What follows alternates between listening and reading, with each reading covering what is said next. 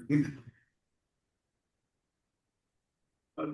I'd like to call the Transportation Authority Calhoun County meeting to order for April 8th, 2026.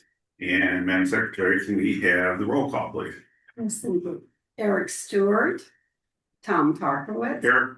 Vivian Davis, Maya here, Maya Williams here, Amy Evans here, Janisha Morris here, Dr. Paul Watson. Okay, next is approval of the agenda. Any changes anybody want to make for staff? Then I'll take a motion for approval of the agenda. So moved. Support. Okay, all in favor of the agenda approval, say aye. Aye. Opposed? We have an agenda. Public comment on agenda items. Okay, we'll move on. Consent agenda. We have 3 items on there. It's the minutes from March 25th, the finance and budget report, the AP approval through April 3rd. Anything want to need to be pulled off of there? Otherwise, I'll take a motion to approve the consent agenda. So moved. Support. We have motion support. All in favor of approving the consent agenda, say aye. Aye. Opposed? Yeah, that done. Unfinished business. There's none. There is none. Okay, new business. Presentation of the marketing report. I'll turn it over to Mallory and then. Of course. As you know, we have a partnership that's been going on with King Media, and you have all commented about how you've seen the different billboards throughout, and you've seen some of the marketing materials out in the wild. And so with us today is the team from King Media to present the findings of where we're at in that marketing campaign, and to kind of give you an overview of what it is they've been working on and how it's been performing. So I will turn it over to Jen, Marco, and Colleen. Thank you so much, Mallory. And I just want to start with a warm thank you. We have so appreciated the opportunity to participate in this program launch. Really thrilled by the results and the way that this creative has came together. Marco is going to walk through the details of that. I'll probably sprinkle in because I can't help but add in, because this campaign has just been so fantastic. So Marco, with that, I'll turn it to you. Yeah. Absolutely. Absolutely. And echoing Jen's thoughts, this campaign has been an absolute pleasure to work on. I'm going to go ahead and share my screen. Looked good before. We'll do it again. How's this looking? Good. Great. All right. So today's roadmap, we're going to go over some of the things we're going to talk about today. First, looking back at where we started a year ago. And some of the work we've completed. From there, we'll take kind of a deep dive into the campaign, the Let's Ride integrated marketing campaign. We're going to get into the nitty-gritty of some of the campaign performance metrics. I had sent over a glossary with some of explaining some of the metrics, but I'll kind of break those down. We're doing this on Zoom. And then talking about our future plans with Ride Calhoun, what's on the horizon. So a look back. A year ago, we were tasked with making the Ride Calhoun brand consistent, cohesive, and bringing those elements of the brand across vehicles, our communications, rider materials, digital assets, and then also through public engagement, all with the goal of launching this brand and introducing it to the public.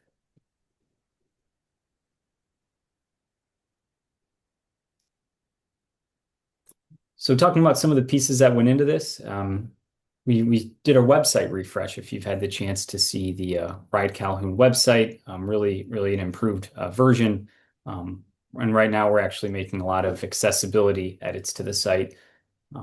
Moving on, we made some stationery business cards. We produced a rider's guide for Ride Calhoun, and also making the brand applicable across every digital and print form for Ride Calhoun.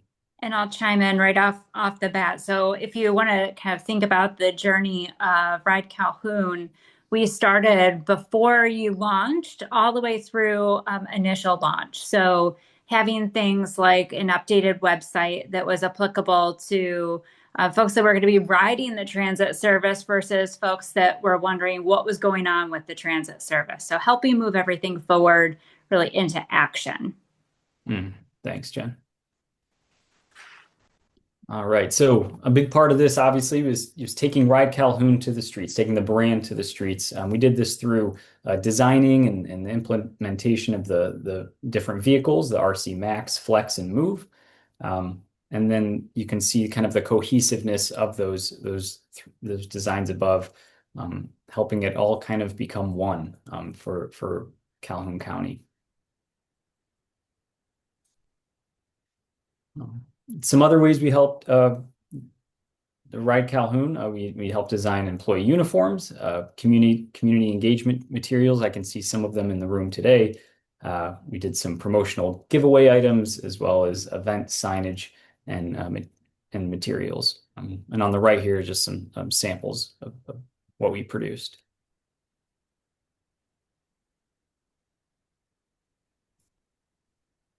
We also helped with public relations. It's been an important part of the strategy. So we helped facilitate media training back in the fall. We've been assisting in drafting and distributing press releases, and then supporting some public announcements for Ride Calhoun, as well as service updates, and really helping Ride Calhoun become a voice in the community.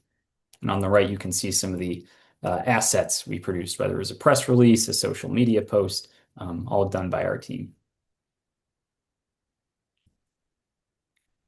All right, the fun stuff, the Let's Ride campaign. This is the integrated marketing campaign that we launched. And we have a video. This is kind of the brand video, the centerpiece. I'm going to go ahead and play it. I'm sure you all have seen it, but it doesn't, as we talk about the brand, helps to watch this again. To a community that believes in opportunity, that knows we're stronger together, that believes in opening doors, not closing them. We have a message. Let's ride. Let's get to work on time, get to that appointment on time, and get home on time. Let's get our nails done, our hair done, and our errands done. Let's always show up. We're Ride Calhoun, and we're launching bus service, paratransit, and on-demand rides to get you where you want to go. With service in Albion, Battle Creek, Marshall, and Springfield, we're opening doors and paving the way, one ride at a time, with equal transportation for all. Welcome to Ride Calhoun. Let's ride.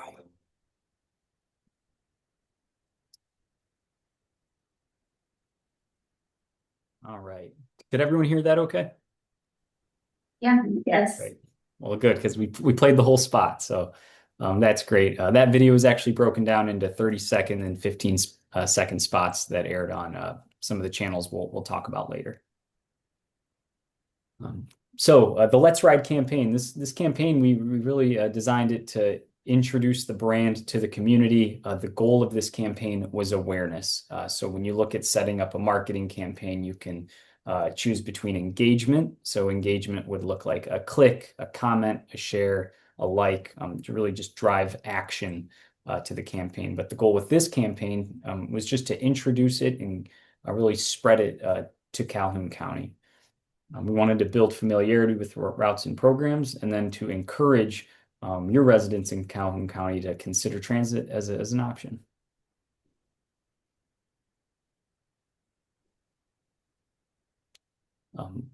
So in a multi-channel approach, or an integrated omni-channel marketing strategy, that's a fancy way of saying that we are going to really deliver the campaign across different channels to reach folks at multiple points and really just drive that brand familiarity and resonance to them. So in doing so, we launched the Ride Calhoun campaign on Facebook and Instagram, streaming audio. So think of Pandora or Spotify, to name a few. We did some print placements with some local organizations and publications like the Battle Creek Shopper and the Brass Band of Battle Creek. We utilized connected TV and outdoor billboard placements. You can see some proof of concepts on the right side of the screen of how they would have appeared.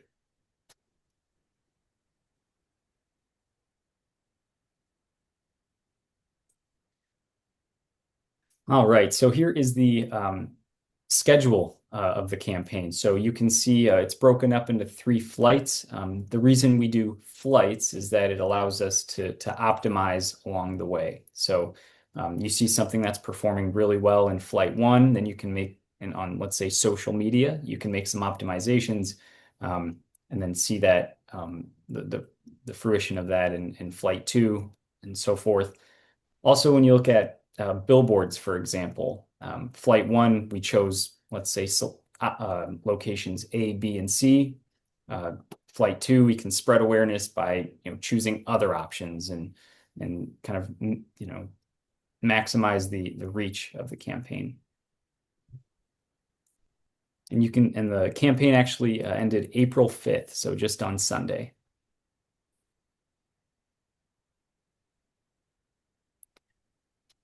So this is how the creative looked in action, as we call it, out in the wild. So you can see we have social spots, we have the TV spots, the billboards that you may have seen around town, and some digital display up on the upper left-hand corner.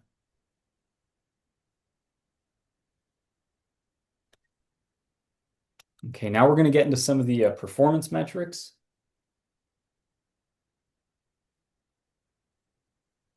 So on social media through Facebook and Instagram, we had over 1.3 million impressions. So an impression is the amount of times an ad was seen or served. So you scroll past a post on Facebook, let's say, or an ad, that is 1 impression. So we have over 1.3 million impressions. Of those, we had over 4,800 clicks. With a click-through rate of 0.35. So that is the percentage of folks who saw the ad and clicked on it, which 0.35 might seem low, but for an awareness campaign, that's actually right on brand. And you can see the amount of residents we reached at over 417,000. It's a good click-through rate to have. That means you have a good frequency there. Can see engagement led by the locations creative. So that we had one creative spot that was focused solely on the location. So Battle Creek, Springfield, Albion, Marshall. And that really tended to resonate with folks on social media. All right, streaming audio. So over 220,000 impressions, 92.5% of listeners completed the ad, which is above the 90% industry benchmark. And on streaming audio, we had 15-second ads and 30-second ads. Connected TV, we had over 288,000 impressions, close to a 100% completion rate. We rounded up there, but yeah, over 281,000 completions. And outdoor, like I said, you might have seen these at different locations throughout Calhoun County. We had over 1.8 million impressions, and then an additional 272,000 plus impressions through what we call added value. So that is free of charge, and that is done through our negotiating and kind of long-standing partnerships that we have with the billboard vendors.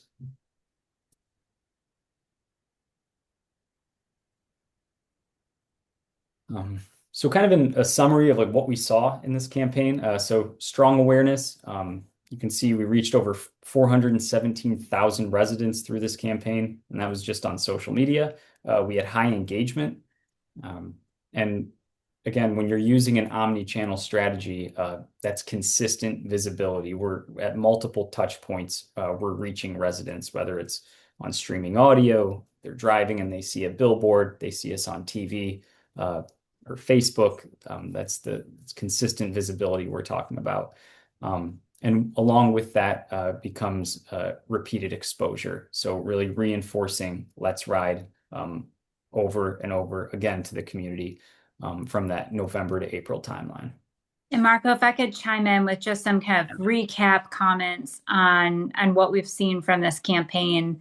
The type of engagement we've had with the creative has been just exceptional, reaching our target audience. Oftentimes when King Media is making creative, we're looking at a long-term strategy, and that's certainly what we did here. And you can see based on that activity that this creative is going to live out there for a long time. And we're thrilled with its performance. We're thrilled for it to continue for the next real couple years. Yeah. All right. So what's next? Well, currently we're working on the 2025, or I should say 2026 annual report for Ride Calhoun. We're going to be continuing our public relations efforts and media outreach. And we've also been in discussions about continuing the Let's Ride media campaign for the next couple of years. And then another thing we're working on right now is, again, accessibility edits to the site, which those will be finalized next week. All right, and thank you. Jen touched on it at the beginning, but really it's been a pleasure working on this project. This is a project that's full of impact, and yeah, just thank you for the trust that you've put in us. So, all right, any questions?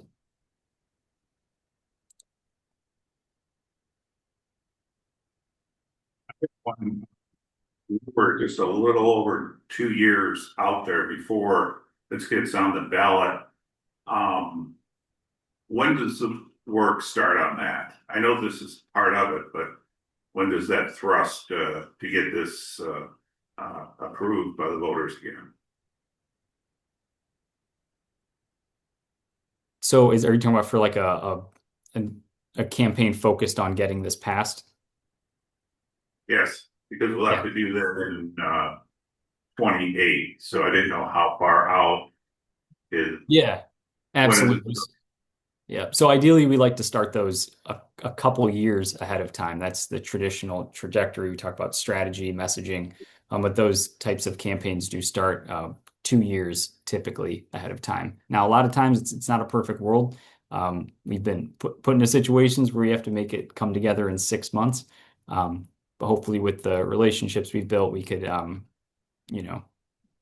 something in order sooner than that. So. And I think from our seats, Marco touched on the annual report.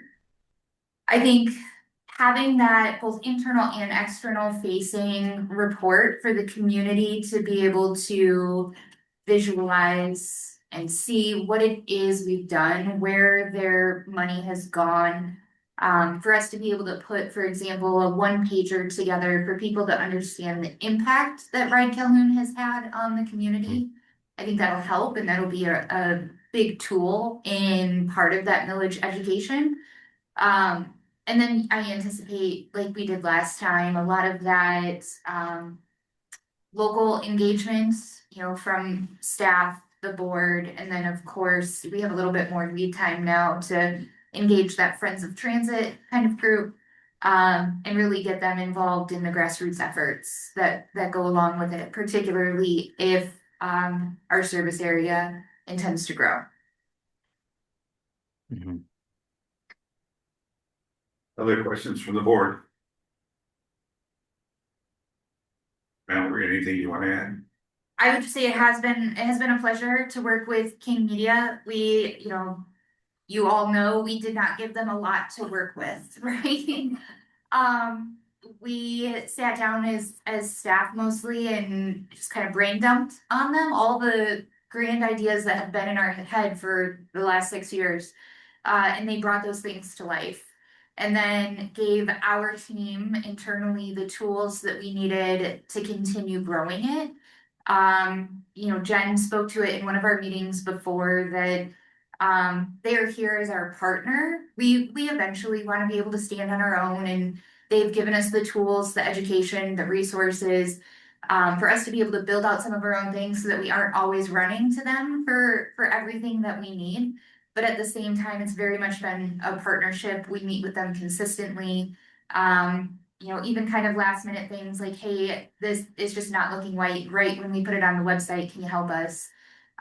Just making sure that the stuff that we put out there really is putting our best foot forward. They understand how we want to present ourselves, and hats off to Christy for the last 6 years has been doing Canva, and making our own media and our own graphics. And, now we actually have some resources to help us take that to the next step. So we've appreciated everything that the King team has done. Thank you. Thank you, Mallory. And the feeling's mutual. I truly feel, and I know our team feels like an extended member of the team. And Christy, your Canva graphics look great. They do. Thank you. Yeah. So Okay, How long, I know that the billboards have gone up, how long will that stay? Is it going to continue periodically, or what will that look like? I'll answer and then I'll let Marco answer. We are pretty much through our initial scope of work with King Media, and right now we're working with them on what does the next step look like and what are our needs as we continue to grow and as we continue to engage in the community. That may include additional billboards. I'm not exactly sure when these billboards expire. I know he said April 5th was kind of the end of that last flight 3. But I believe in the next scope of work that there is some continued media buys, whether that's streaming, physical, or social. Marco? yeah, that echoing everything you said, Mallory. Yeah, there's some repeat tactics. I believe we're proposing to introduce a couple new tactics, but yes, definitely want to keep that outdoor presence.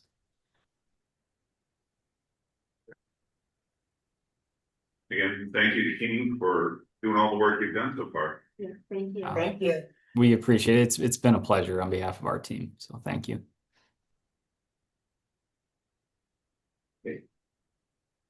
Moving on, we have resolution 15, 2026, adoption of the fare structure. And yes. Now, if you want to. Yeah, I will. Yes. Okay. Yes, so I was looking back, and since November or December, we've been talking about a fare structure. I'm not gonna get back into the weeds of everything. We've had some public hearings, we've provided some community education. We've provided opportunities for feedback and input on the fare structure as we've proposed it. Including from the board, right? So if you recall, my initial presentation, I believe, was in December. I had proposed a fare structure, and the board asked me to go back and rethink it. Let's recraft it. We also got a legal opinion on how to ensure that our fare structure complies with the requirements legislatively. So ensuring that we're striving for that 6% fare box recovery, but that we're also offering a half fare as required by Act 51. So a lot of work has gone into this proposed fare structure, and I feel comfortable with where it's at. There has not been any formal public comment or feedback as a result of the public hearings we've had. And ultimately, the majority of populations that use the service will experience a decrease in the fare from what they're paying today.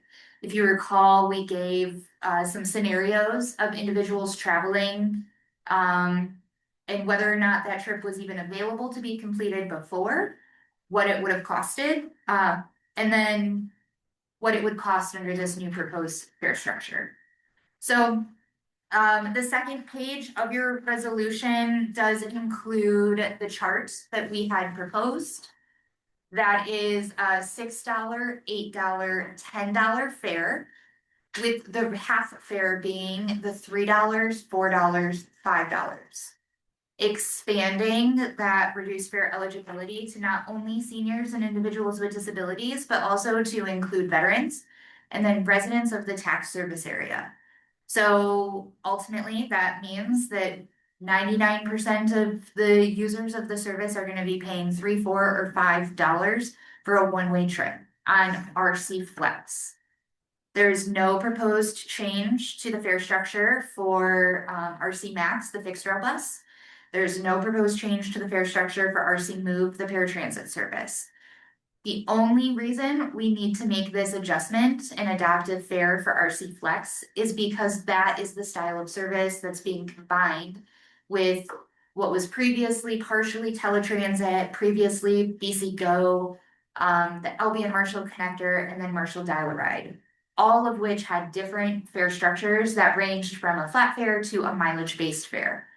So this fare structure would, or this resolution would adopt the fare structure as proposed, including those reduced fare requirements, as well as the free children. So children 12 and under would be free on RC Flex.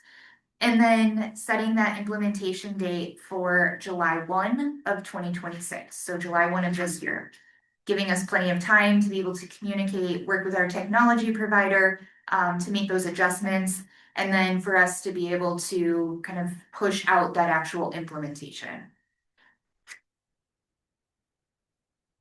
There's a couple questions here Absolutely. that are gonna be connected. How are we going to educate our current ridership? Are you planning your drivers to be how are they gonna be educated? Because they're the front line, they're gonna be the one getting the questions. And so how is that all gonna happen? When is it going to happen? And then another one that, those that get the disabled fare or whatever we're calling it here. How is that going, or when are those people going to be told they need to redo their application for that? So Two-part question. So that's it. absolutely, you are correct. Our front line is typically our first line of defense and education. So part of why we're looking at a July 1 implementation, even, you know, from an equity standpoint and from a public facing standpoint, I think everybody really, we're all ready for this fare structure to go into place tomorrow if we could. We need enough lead time to ensure that we do that education, to ensure that we make sure our drivers understand, our dispatchers understand, you know, that all of our materials reflect the updated fare structure. And so really just trying to give us enough lead time to work on the communication and education side of it, including internal. We have already engaged King Media on, you know, part of that education. I have kind of a list going of what the primary points are. In making sure that the public doesn't kind of get that information fatigue. We've thrown a lot at them over the past, you know, several months with service changes and the branding changes and a lot. And we don't want them to start ignoring those announcements and service changes. So really trying to make this next communication all encompassing of all of the things that are coming July 1. And that's going to be both internal and external. The second part of that for the reduced fare, because 99% of the people are going to qualify for that reduced fare, we are not going to require anything additional at this time. I shared with you guys last time we have the RFP out for our new technology. And at that time, that new technology is actually implemented when individuals create a profile within that system in order to book a ride, just like you would, you know, with the Ubers or Lyfts. When you download that app and register, at that time, there may be a verification process in order to tie the reduced fare or the child fare or whatever that may be to the profile or passenger. But until that technology is in place, we won't know what that looks like. So for now, there's not going to be any certification, application, or anything like that for the RC Flex service. For the RC Move service, that ADA application is available and coming online.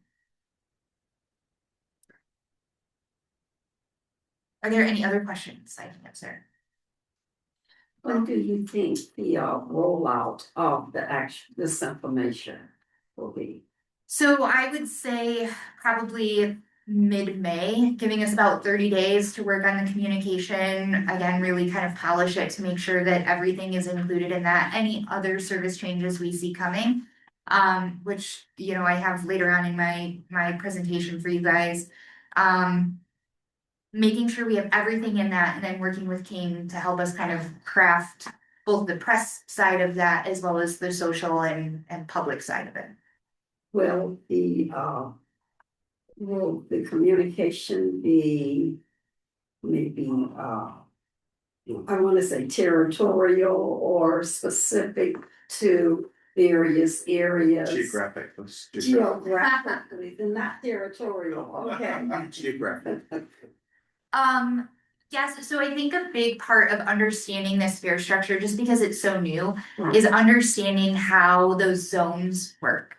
So in this instance, we're proposing within zone travel, zone to zone travel, and then zone through zone travel. So an example of in zone would be, you know, I'm booking a trip and I'm staying in Battle Creek. Mhm. Zone two zone would be I'm going from Albion to Marshall, right? I'm just going to the zone adjacent to me. Zone through zone would be I'm going from Albion to Battle Creek. Making sure that people understand how to read that fare chart. I think really that's kind of as geographic as we have to get in focusing more on the education side of how to communicate that so that it's easy to understand and both accessible. So one of the things Marco touched on is ensuring that our website is ADA compliant and that we meet the requirements later this month to make sure that everything online is accessible. And tables we've learned can be challenging. So making sure that we have that in a format that is both accessible and understandable to the general public. And plus the meetings and Mhm. announcements or whatever. Yes. You know. And when individuals, both within the app or when they call over the phone to book a ride, the technology will tell them what their fare is at that time. So when you're booking your ride, it'll tell you that it's a $3 ride or a $4 ride. Somebody should never be surprised when they get on board the vehicle what that trip is gonna cost. Okay. Oh, one other thing, and I get this question all the time, when will organizations be able to purchase passes? I would point organizations to contact us directly, either Christy Brennan or I, or Mary, our mobility manager, and we can talk through what that looks like. It's gonna look different for different organizations. And I think the one thing that I try to communicate is our fares are intended for the individual, not for the organization. And although historically we have sold, for example, I'm gonna pick on KCC, right? So KCC may come to our office, sorry. Used to do it last week. Yeah, so KCC may come to our office and buy books of tickets to distribute to students or to provide as incentives for things. But when we're talking about reserving a vehicle or wanting to directly pay for trips on behalf of individuals, that's a little bit different of a relationship, particularly on the RC Flex service. So we want to work with each organization individually so we can understand what it is they're trying to do, what their needs are, and what the best solution might be for them. So is that available now? It can be, yep, Okay. yep, depending on what the need is. Yep.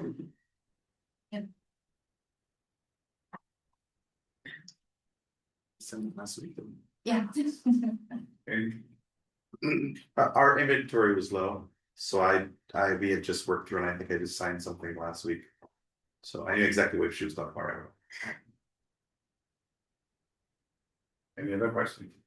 I have a quick question. You might talk about this in your later on your meeting comments. Do we have any further sort of looking for update in terms of timeline? I know we were waiting on some of our pieces to be delivered. Do we have an update on that? And which could be possibly tied to what you're talking about, the next level of communication? Yes.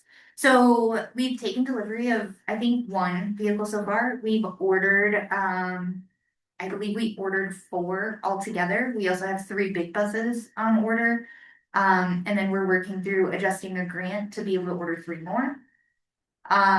We're making some good progress. I think the update I got from Kale was, we have a VIN number at least for one of the vehicles, which means it's on the assembly line. They're slowly rolling in. Sure. Yep. So we just got one wrapped and deployed. I had a chance to meet with Senator Peters that day. That vehicle had literally, I think Kale had to put the door handles back on it so I could take it to go show it off. So We still haven't got on the, some question I'll do before I forget. We had an electric bus from Consumers Energy. Is there a delivery date on it, or is that still in the plans? I will let Brendan answer that. We are still kind of working through that. There's some kind of logistical things we're working out, but we're getting closer for it. So yeah, we will have our first electric van. All electric. So that'll be in which portion of the fleet then? They'll be So move or flex. Yeah, one of those. Yeah. Okay. Yeah, it most likely, I think our initial intent is to keep it within Battle Creek until we establish its range. Obviously we don't want to take it out to Albion and then it die. So. We have a charging station. Yes, so we don't want to have to be plugged into the charger while we have a passenger on it. So also making sure, as part of new technology implementation, ensuring that technology can account for vehicle fuel type and range. So making sure the system knows how long a vehicle can run throughout the day, for example, if it's electric. I know we're working on the charging infrastructure side of it right now. So that's what Brendan and his team is working on. Well, we sort of did this a little bit out of order. We should probably have a motion on the floor before we, no, that's okay. That's why Eric's in charge. So, but I will take a motion to approve resolution 15/2026. Support. Any other discussion? Okay, all in favor of resolution 15/2026, say aye. Aye. Opposed? It's adopted.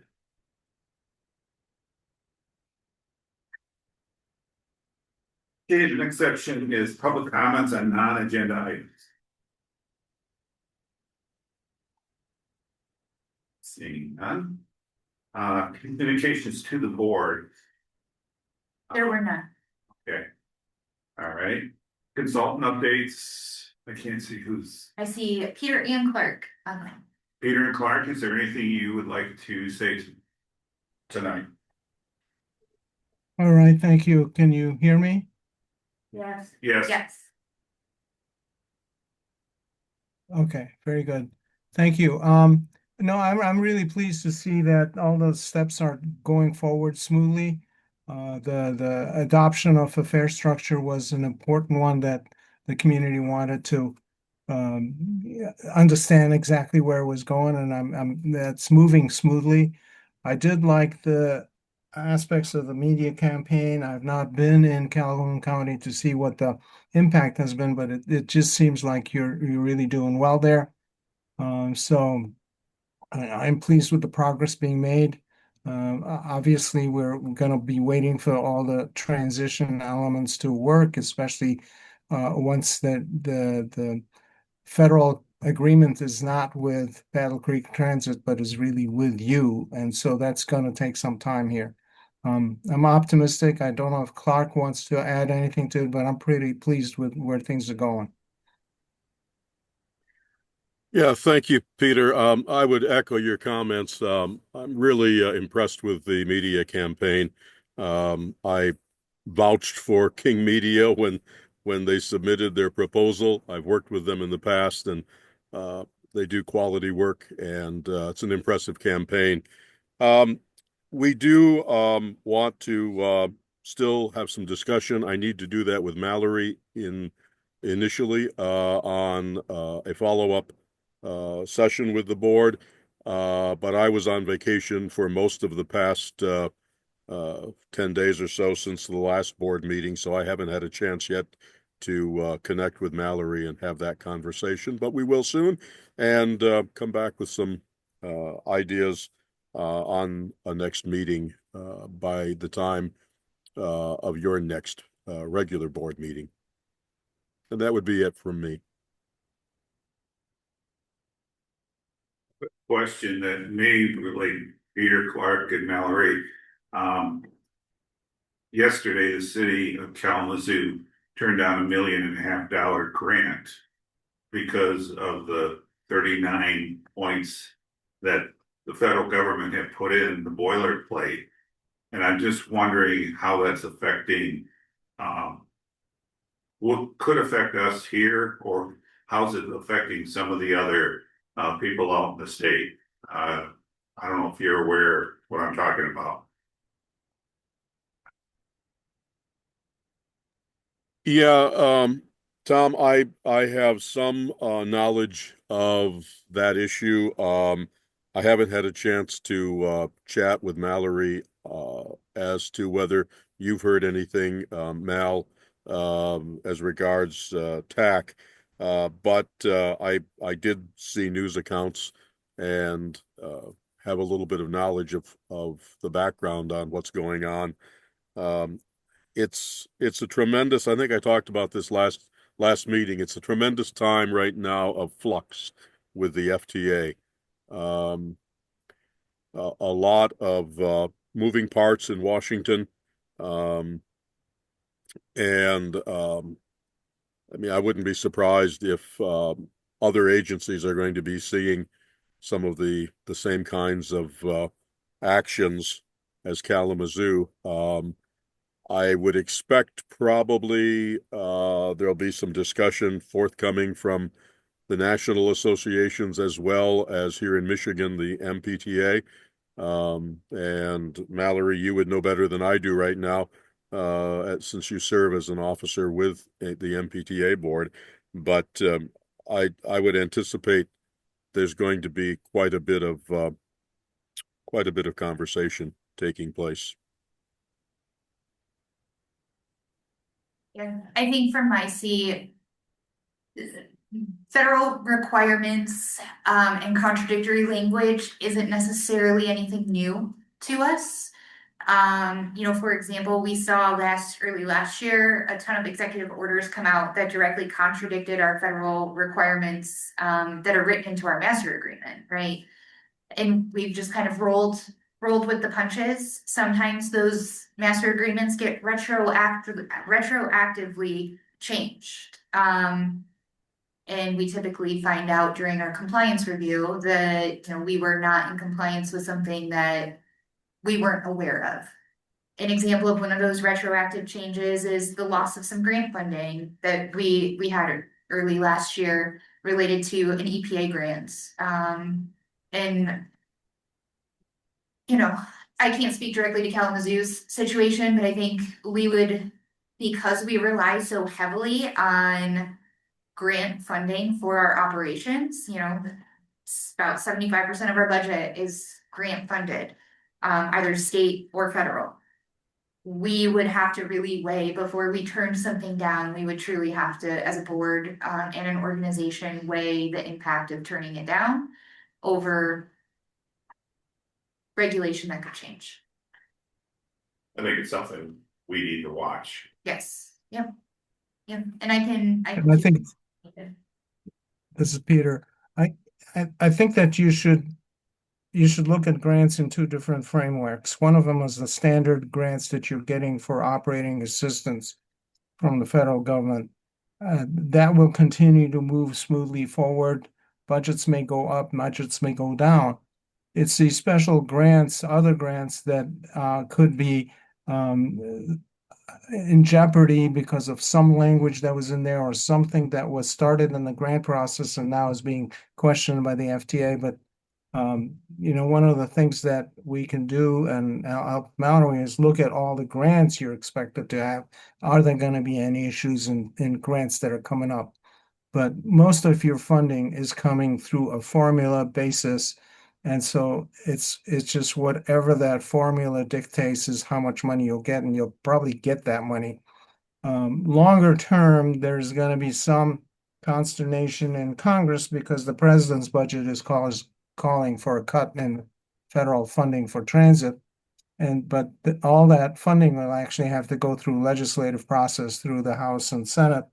And those will be resolved more through congressional work than not. So I think we'll keep our eyes open on this, but let's look at all the special grants you're expected to have. Is there any language in those grants that would be maybe cause for concern? And that's easily done by us. Thank you. Moving on, executive director comments. So. Share my screen. Amen.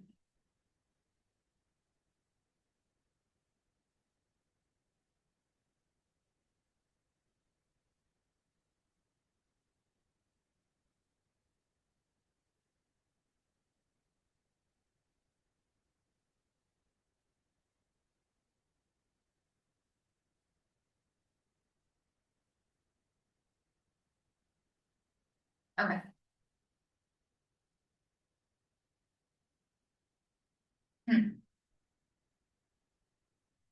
Can't see that. Okay. Peter and Clark, can you see my presentation? Yes, Oh, I can. Yes, Okay. we can. well, on this side, Dr. Watson is the only one who can see my presentation. You can max it as a guys provided Uh, on the screen up there where it says, can you maximize it there? yeah. Click on the show speaker.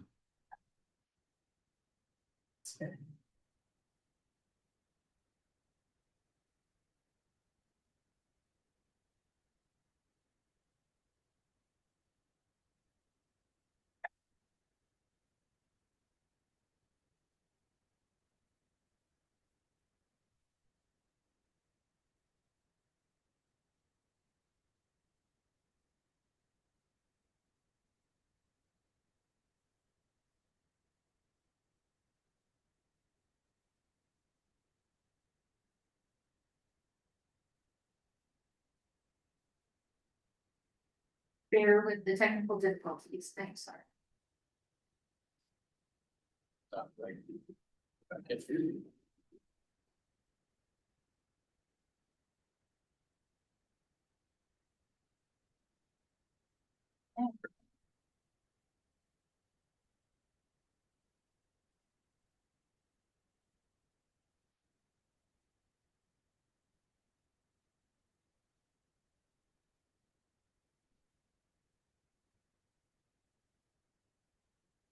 My goodness. Still sure.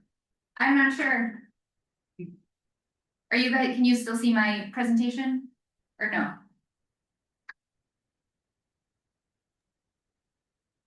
No, not at Is it- this time. Not at this time, no. And about now. It looks like it's loading, Mallory. Okay. But so now how do you guys see it? And we have it now. Yes. That's what I did. Oh, right. Oh, okay. Like this. So that's what I did, and I hit just like corner. And then it stopped. Was it just a little too much? So then it goes back off again.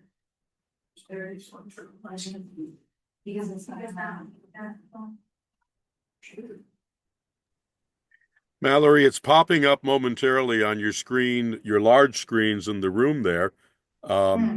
But when it comes up on the large screen, we don't see it on the Zoom feed. So if you can set it up to just run in the room there, we can see that screen. Okay. Is Zoom still over there? Yeah.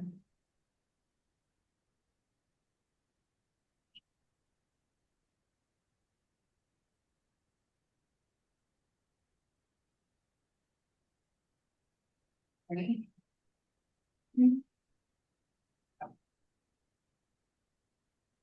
But now they're not seeing it. Sure. So I'm not sure.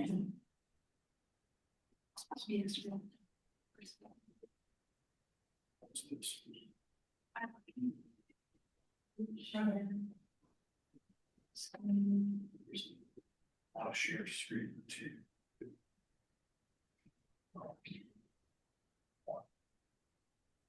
There we go.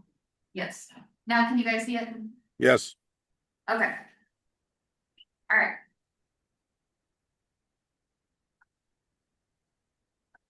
So, sorry about that. 3 monitors might be much. Next time, Brendan, he'll run the slideshow next time. So, first, I want to talk about the changes. We kind of touched on a little bit, the changes coming July 1st. We obviously know about the fare change that's coming, but also one of the things that we need to communicate to the public is the change to the overall service area. So obviously, the Transportation Authority of Calhoun County is comprised of the 4 cities: Albion, Battle Creek, Marshall, and Springfield. We have long carried out the countywide service under the BC Go pilot as part of the funding requirements through MDOT. So keep in mind that was previously funded through a grant from MDOT. It wasn't costing us anything to provide that service. MDOT paid for 100% of the capital and operating expense for that BC Go pilot over the last 4 years, including the technology. Now that we have exhausted those funds, it's time for us to operate as the authority. And that means bringing those service boundaries into the jurisdictional boundaries of the authority. So we are, as part of our communication, working on that strategy to communicate the fare changes as well as the service area changes. Those two kind of go hand in hand as we talk about the fare structure and the reduced fare elements being, the reduced fare being for those within the TACC boundaries. But also for us to start focusing on serving those communities who are paying for it. So we are going to work with King Media to figure out what that looks like. But more importantly, work with our internal teams, both on the operations side as well as the mobility management side, to identify the passengers that are going to be impacted. We know we have users in the townships. We know that people have been relying on this service for the last 4 years.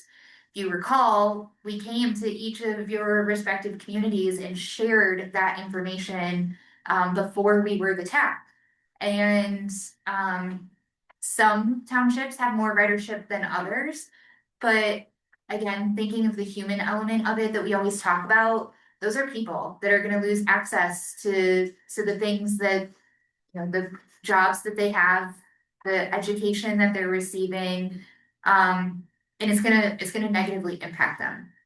We want to give ourselves enough time to make sure that we communicate with those people individually, that they aren't finding out through a press release or by trying to book a ride and getting a denial because it's outside of the service area.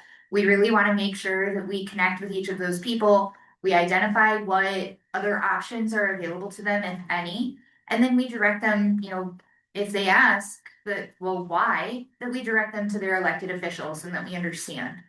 Part of that conversation is also with the elected officials, right? This is about building partnerships with those communities, and our goal is and always will be to become a truly countywide system, to have full countywide participation within the authority like our neighbors all around us. And sending a bunch of people with pitchforks and torches to the board meetings of the townships isn't the way to do that. So, we have talked with King Media about how can we start engaging those elected officials within the townships, particularly those with high ridership, to kind of give them a heads up, to let them know what's coming, and to maybe give them some tools and some options for them to start considering now as we approach the millage renewal in 2028. so they can start engaging with their community about the value of participating in TACC. So, you know, it doesn't require action from the board because our authority jurisdictional boundaries is the 4 cities. So we don't need to take any action to reel it in. Now that we've exhausted the funds, the TAC will, you know, the TAC will pay for the services until July 1st. We're going to continue running the BCO platform until we have that time. But after July 1st, it will be just the 4 cities that will be receiving the service. One of the questions that we're already getting, as people have kind of heard about this, is, you know, the Walmart, the Meijer. We talked about that from the very beginning. And do we maintain those services? And the answer is still resoundingly yes. We know that I'm gonna call it the Harper Village area there, and even I'm gonna say the Family Fair, for example, in Penfield. We know that is where our residents want to go. And so we're gonna continue to take them there. It is already a stops that are serviced. It is already built into our operational expenses. It's already part of our system. We don't plan on taking that away. We're not going to go any further than that. The only implication to that is that 3/4 mile boundary we talk about with the paratransit service. And so incidentally, there may be some individuals in the townships that are eligible for paratransit service, even though they are outside of our service area. ADA law doesn't care about jurisdictional boundaries, right? We're obligated to follow ADA. And so residents, I'm gonna call out Emmett Township. There may be some residents, for example, on 6 Mile Road, you know, just past the Meijer there, that are gonna incidentally be eligible for paratransit service. But again, that's not gonna take them, that paratransit service isn't gonna take them to Albion. That paratransit service is gonna keep them within the Battle Creek Springfield area where the fixed route travels. As we talk about those service boundaries, one of the biggest changes is just gonna primarily be the BC Go style service that people are used to as we continue that transition to RC Flex. The casino, some of the factories, Marshall Township, you know, right now Marshall Dial-A-Ride has primarily served kind of a mile outside of the Marshall city limits. And so there's residents in Marshall Township who are going to lose access. And there's businesses in Marshall Township that are going to lose access. And again, really focusing on the communication and education side as we prepare for that change. Are there any questions on that? Is there still an opportunity for contracts Yes. Yes. to have that service provided if they choose to? There is. Yep. So we can always engage directly with I'm gonna call out the elephant in the room. I'm gonna say the firekeepers of the world. We could always engage with firekeepers and enter into a contract to serve their location. It isn't gonna help residents within the townships, but it would help people within the 4 cities get to and from firekeepers. So we wouldn't be able to engage in a contract with firekeepers that takes us out to say to Concha to pick somebody up and take them to firekeepers. But it would allow us to access firekeepers for the 4 cities. Is there an easy way, I don't want to call it word, to let us know how many, not trips, But individuals, let's pick on Marshall Township, that are outside our corporate boundaries, that are part of that, and then, you know, Homer, Burlington, and everybody else out there by governmental entity to see who we really need to work with. Yeah. So yes and no. That's kind of my favorite answer if you haven't noticed. So yes, we have the ability to get granular all the way to the individual. So for us to be able to identify this individual is using the service in this location. You know, we can even identify the trip purpose. So we could say they're going to Denso, for example. The Marshall side might be a little bit different in the DART services. So if they're using BC Go, we have data that we can filter down, right? Marshall Dial-A-Ride has been historically paper based, and so that one's gonna be a little bit more tricky, but yes, that our intention is to start contacting those individuals who are using the service in Marshall Township and giving them a heads up. But we can keep the board updated on how many people we've identified It'd be, and where they're coming from. it'd be nice to know when we talk to a township official. Well, this is going to affect 20 individuals. Yeah. And, if that person is taking them for 20 days a month, or 40 trips a month, I'd rather know that it really is affecting, one individual. And, Yeah. that would be helpful.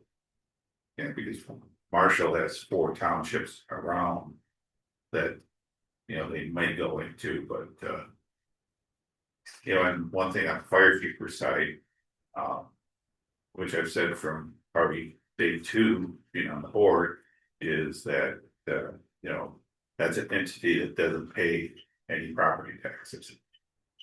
So, even if they were in our territorial area, they would not be contributing anything to the operations.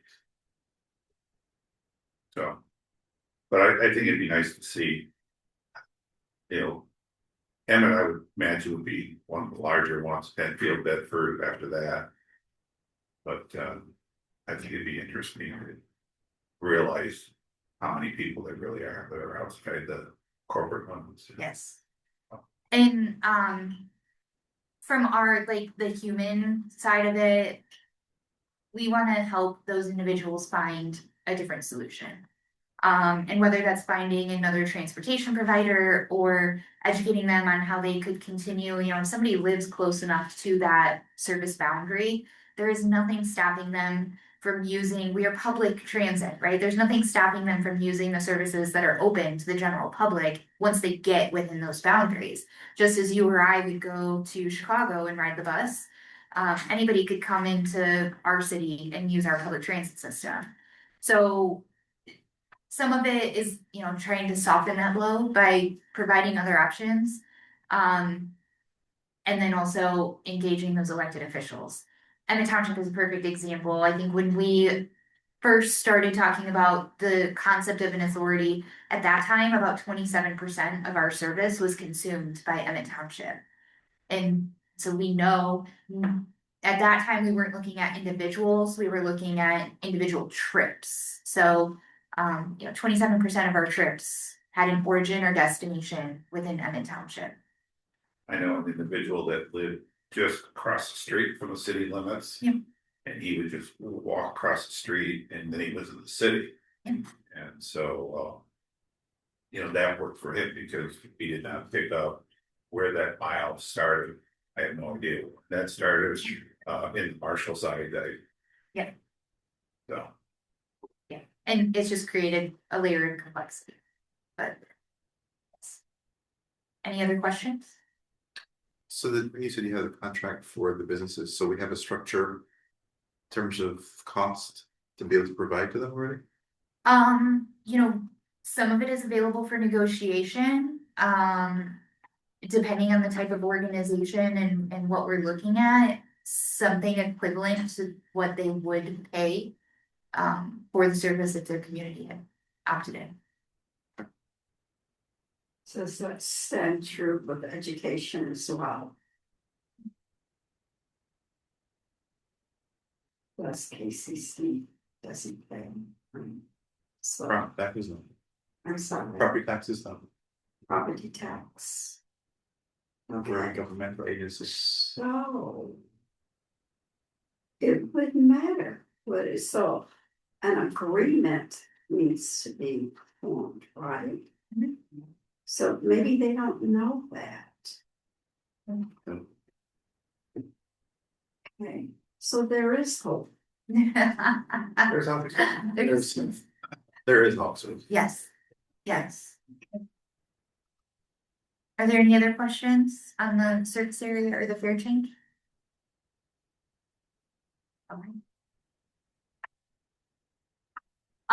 So I like to refer to each of our quarters and all of the different things that we are trying to tackle as sprints, and it definitely feels like we are sprinting.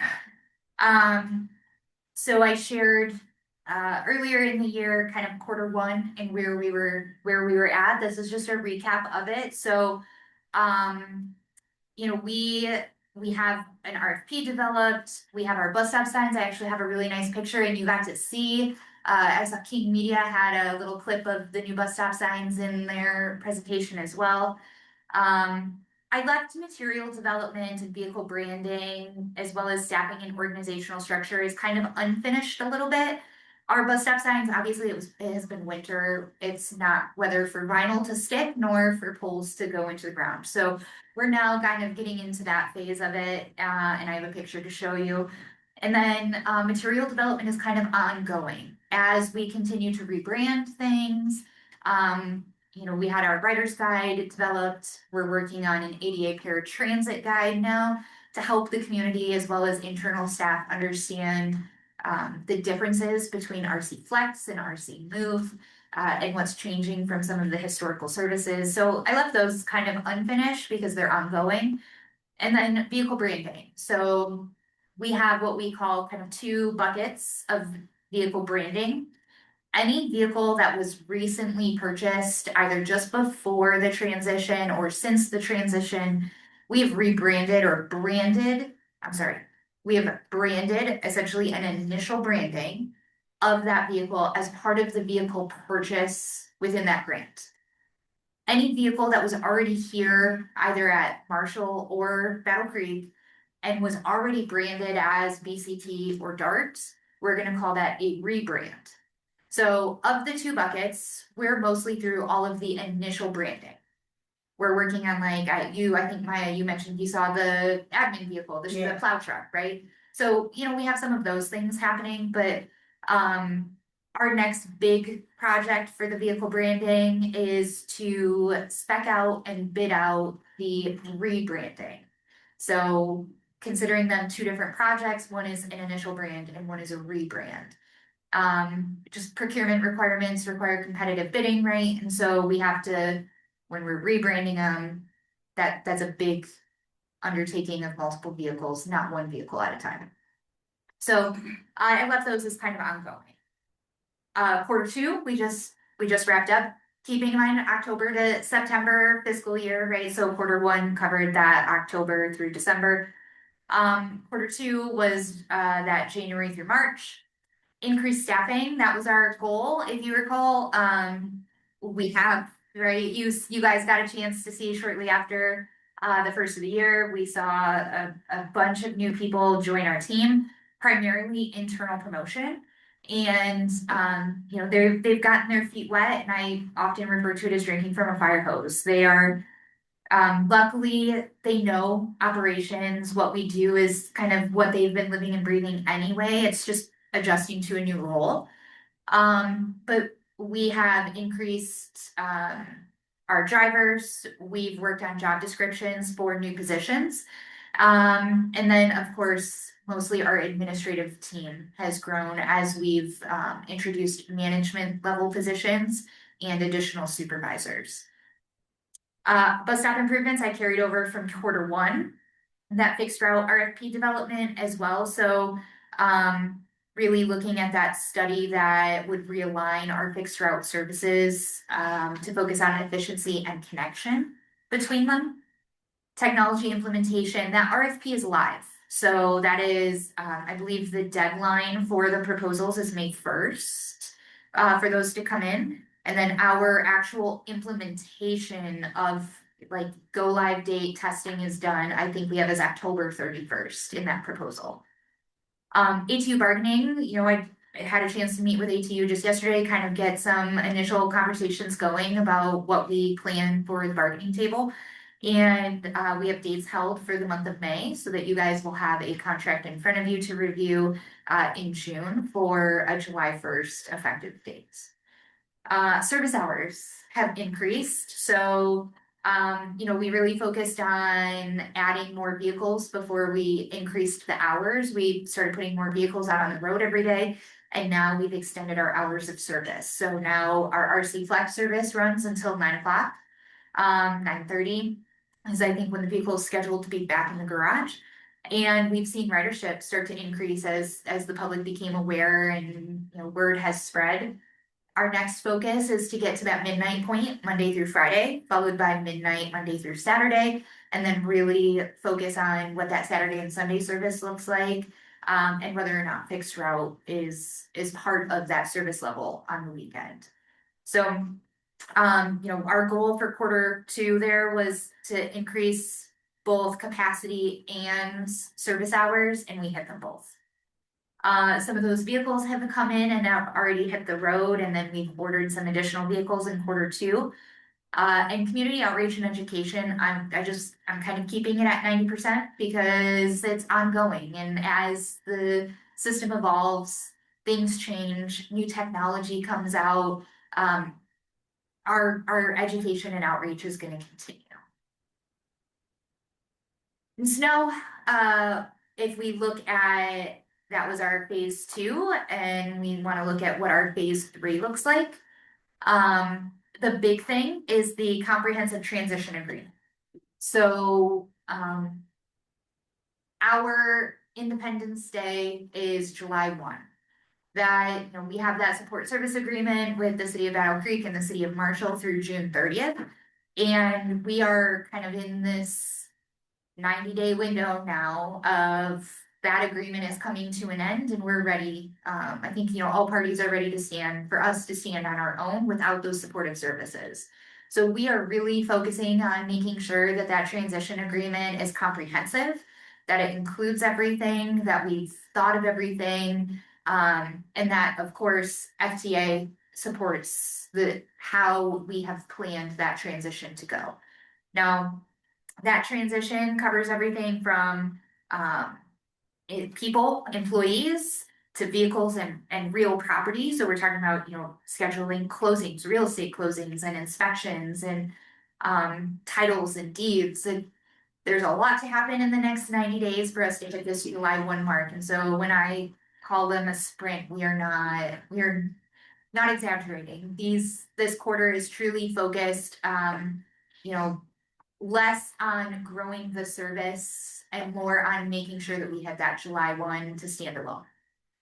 Part of that standing alone is all of those supportive services that the cities of Marshall and Battle Creek are providing for us, we need to be able to have or implement on our own in-house. And so that includes HR, payroll, IT, simple things like phone and internet service. All of those services that are currently provided by the city or cities, we need to be able to manage internally. So we are engaging right now with HRIS and payroll platforms, and we are following our procurement process. We're getting the 3 quotes, and then I anticipate probably early next week we'll have a decision on a new HRIS and payroll platform. There's a lot of things we've learned throughout this process on, the differences between outsourcing and just bringing something in-house, cost effectiveness, the different functionalities that we can manage. Really, we don't have, I don't want to call us awkward, but we're a kind of that in-between size. We're not a huge organization with 500 employees that needs an HR director.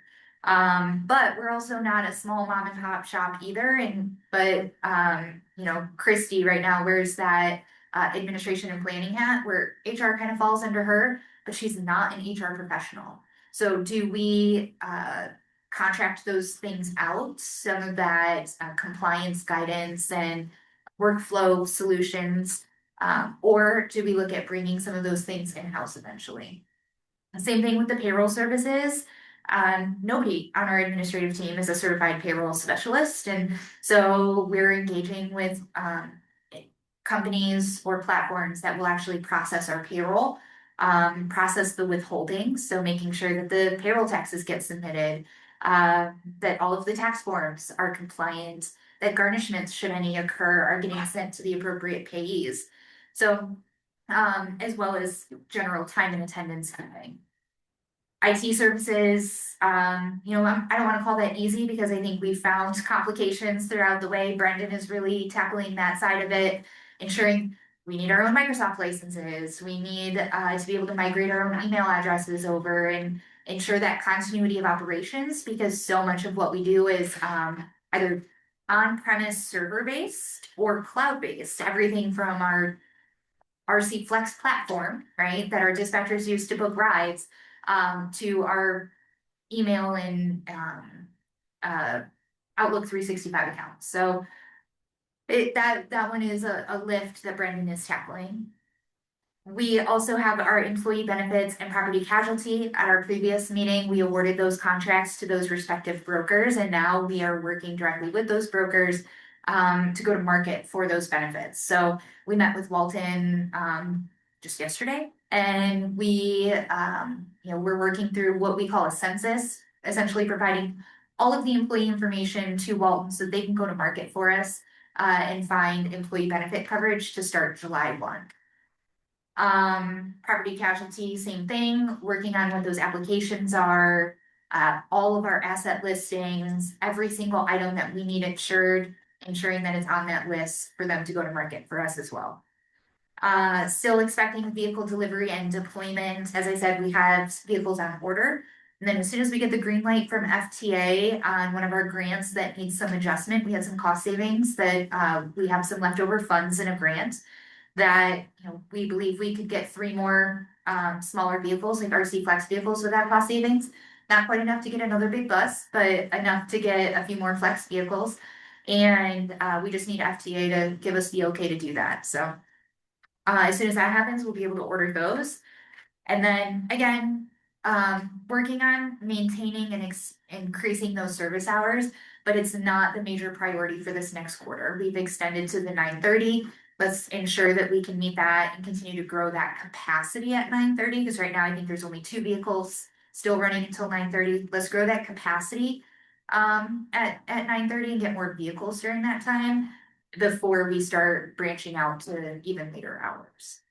And then, of course, this next quarter, we're gonna have a tentative agreement with ATU and have something to bring to the board. And of course, I'm going community outreach and education. And then I will end with some of those examples. So you saw the concept art of those bus stop signs, and then here it is ready to go into the wild. And we also have some new technology to deploy with it. So Christy, maybe 2 years ago now, had submitted a grant for some e-paper signs. And so think of it as kind of like your Kindle behind a graffiti-proof glass, and it gives up-to-date information about where the bus is at, what bus stops there, when the next time it'll be there is, if there was a detour or that bus stop wasn't going to be served because of something happening, we would be able to push an update to that sign, and so somebody would know. In the past, and again, this is not going to be at every single bus stop. I think we have 25 of them. We have 20 of the e-paper displays, 30 of the solar lights. Okay, so there will be 20 of those e-paper displays out at the fixed route bus stops. And I think historically, if you've driven past them, you've seen that we've like zip tied or taped, detour notices to bus stop signs. If there was a way for us to get away from doing that, to be able to provide real-time information to our passengers from a manpower standpoint, this is way easier for somebody to just log into the system and push an update. But also as we implement that new technology with it's called GTFS real time, this sign will be able to take that feed and say 7 minutes until the next bus arrives versus just giving you a timetable, as well as your app, right? Obviously push people to an app to download it as well. And so that panel on the top is the solar light. So for safety, we'll have 30 of those out at the bus stops, again, illuminating the passenger that's waiting at that bus stop, particularly for those early mornings and on our fixed route service. And then you've seen the orange version of the RC Move vehicle. But I think internally and externally, people really love this vehicle type, this low floor cutaway. It's spacious. The design is more modern.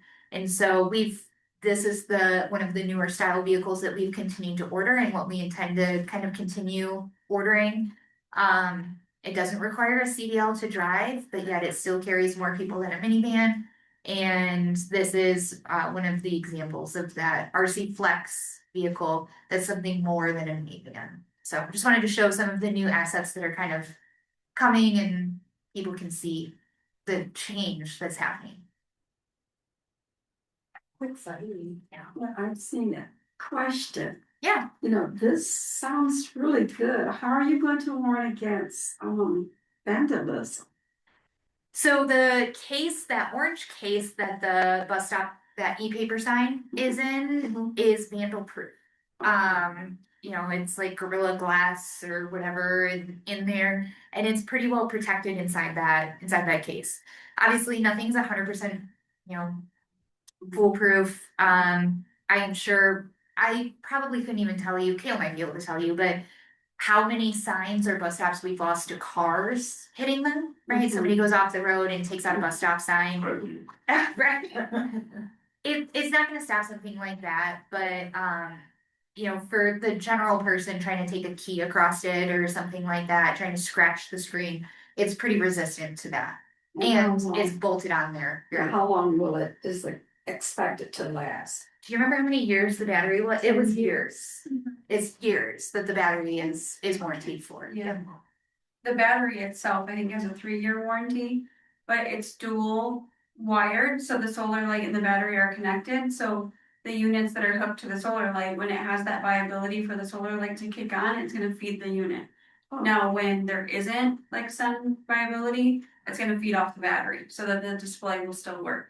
So with combining them, he's saying that we can push longer to that 5 to 7 years on each battery, by just dual wiring it.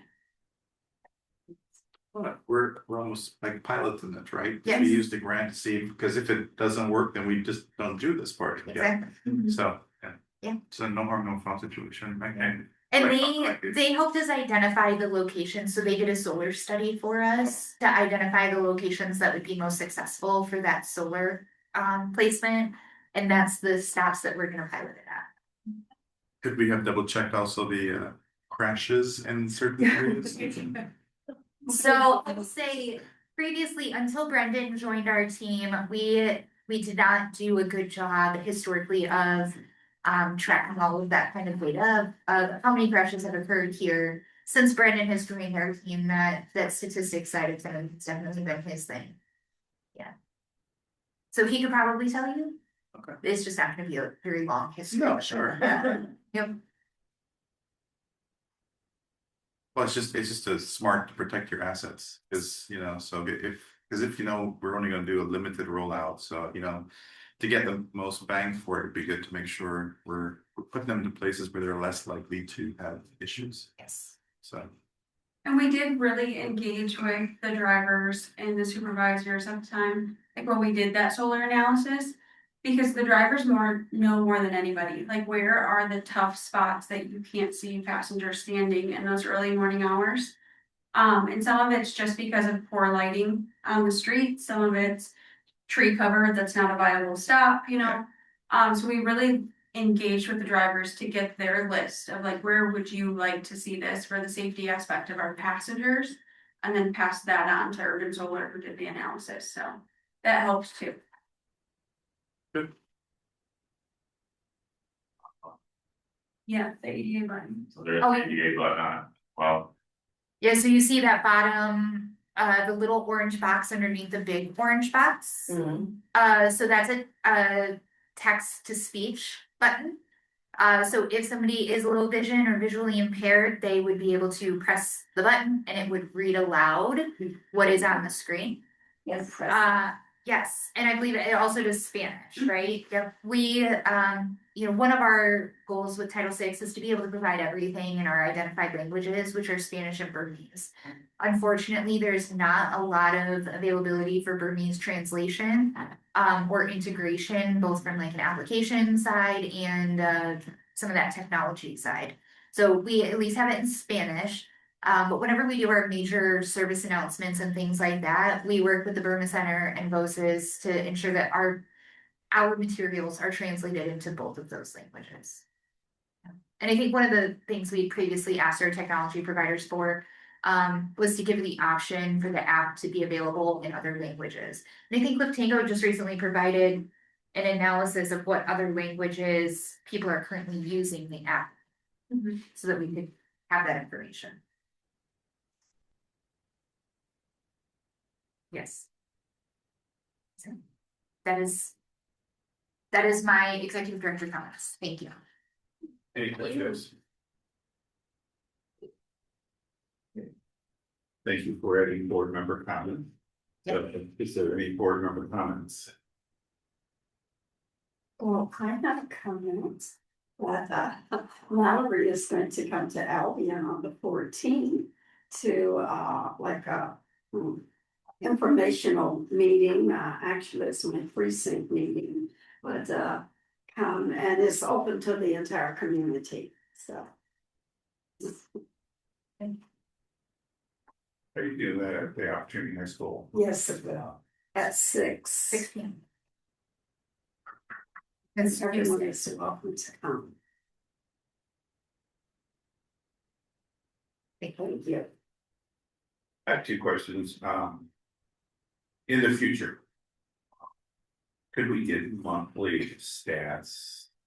That's my engineering brain. So it just be nice. I'm not sure what they would look like, over time it'd be tweaked, but I'd like to see, like the ridership, big on Albion is the ridership, did it drop all of a sudden, maybe analyze, so something in the future. Yes, yes. One of the things Brendan and I have talked about, Brendan sometimes wears our technology hat, if you haven't noticed. So one of the things Brendan and I previously talked about is creating a board-facing app, so that we could push out some of that. You could kind of have a dashboard of your ridership information. Brendan created an internal-facing app for our staff, to be able to conduct trainings on, and for us to be able to have some resources kind of at a glance. And so kind of want to develop the same thing for you guys to be able to access, both desktop and mobile based, but where we could push some of that updated information, or provide you access to a dashboard that would show ridership that you would be able to kind of dive into and ask questions about. Right now, we don't have a ton of technology that tracks that. Historically, we have not. I'm really excited about the RFP that's out for us to implement new technology across the entire fleet, because it'll allow us to get so much more granular with our data. We'll be able to tell how many people are getting on and off at certain stops. We'll be able to identify peak and off-peak hours, things that we're doing right now based on intuition, which is still obviously a valuable tool in the decision-making process. But there should also be some component of data involved in that, data-driven with intuition, kind of guiding it. And our drivers are really good sports about doing kind of manual surveys and censuses right now of ridership. We'll say, hey, can you call in how many passengers are getting on and off at the KCC stop, or whatever it may be. Whenever we're looking at making a change, we'll actually be able to just run a report and get that information and then share it with you guys. That's why I said in the future. In the future, absolutely. I'm excited to do something like that. Right now, I go to Chris. Yes. How are things going in out? Yeah. I'm not sure if Battle Creek did this or if Marshall even did it, is some cities do free bus rides on election day. And I'm just wondering, first of all, has Battle Creek done that? Are we going to be doing that? And then adding another layer in there with early voting. the 9 days of early voting. 2 years ago, I was amazed. I worked the elections, so I've seen, at the county building, which Albion and Marshall goes to the county building, while Springfield and Battle Creek go to City Hall, I believe. Cool center. Cool center, okay. And I was just wondering, is that something we can do legally? Or do we Yeah. want to do? Or Yeah. I guess if you're not prepared, Nope, I'm happy to speak to it. So, we've done it once since I've been in Battle Creek. We did it once. The city clerk's office got a grant, to reimburse Battle Creek Transit for the cost of providing those trips. Essentially a free transit day. From the legal side, whatever we do on one system, we have to do across all systems. So, that's the only kind of aspect of it, is if we were to provide free rides on fixed route bus, we would have to provide free rides across the entire system. And it would be difficult to say just for voting. So typically what we've done is just said, okay, on this day, all rides are free. And absolutely, some systems do it. We really, again, the $1.75 that somebody pays at the fare box isn't really what's supporting the service. And so if it's the board's desire to provide free trips on election day, then we can absolutely do that. It would just be free across the entire system. so if somebody's in Albion and saying, I want to go to the county courthouse to do early voting, why can't that be a free ride versus I'm going to Marshall to Oklahoma Hospital? Some of it's going to depend on the technology, the ability of the technology to restrict the origin and destination for that. If that isn't an option to do within the platform, then we would just have to open it up for trip purpose completely. I don't know if I'm in favor or not, but I'm just wondering is, And I think a lot of systems focus mostly on the general elections. Most systems that I've seen do the free rides on election day. They focus on the general election, November. They don't do it for all of the special elections. it's early voting's in end of July. And then, so. Yeah. But again, maybe that's a discussion in the future, Yep.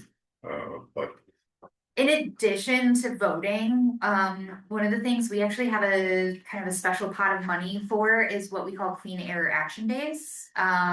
So on days when ozone is high, we have a pot of money we can draw from to provide free rides to promote public transit. So,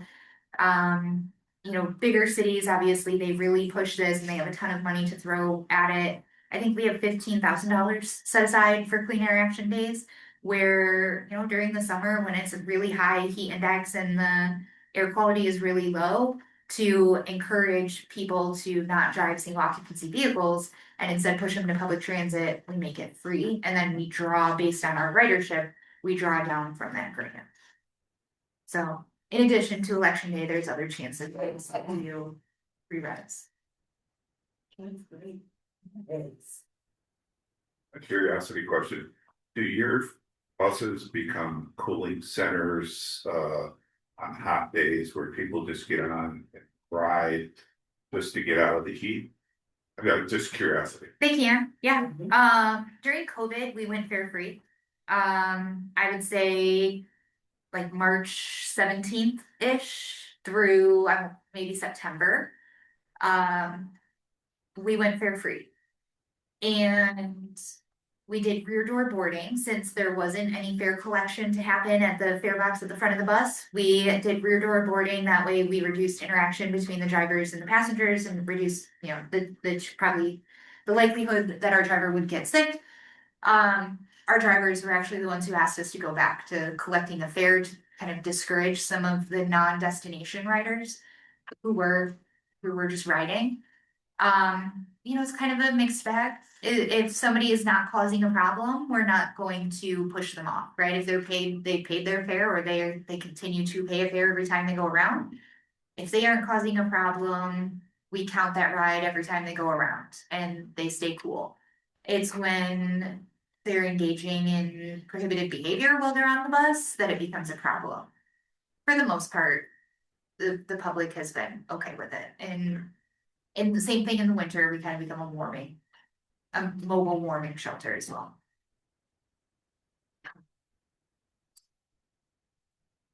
Board member comments. Happy birthday and happy work anniversary, Mallory. Thank you, thank you.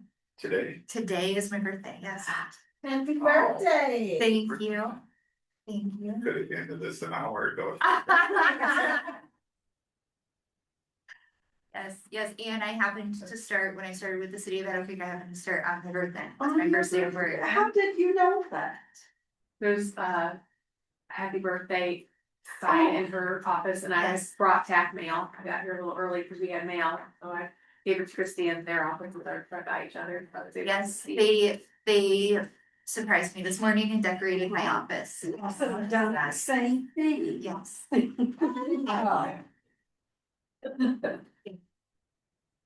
Well, thanks for spending your special day.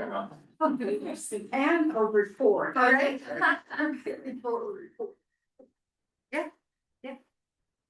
Any other board member comments? And thank you all for all of this hard work, because that spread stuff, I mean, I'm just reading it and I'm thinking, oh my gosh, how am I gonna get all that done? I know you will, but you guys are amazing, so thank you for everything you do. Thanks, thank you.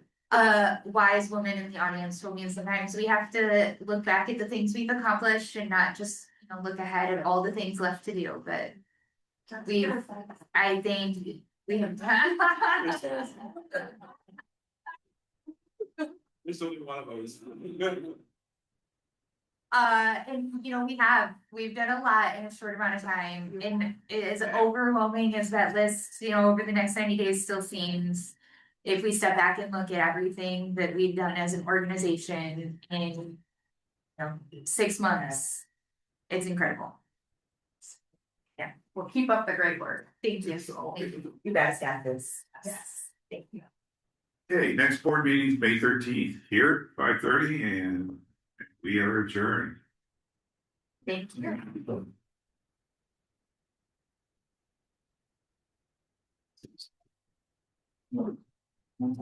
Before Yeah.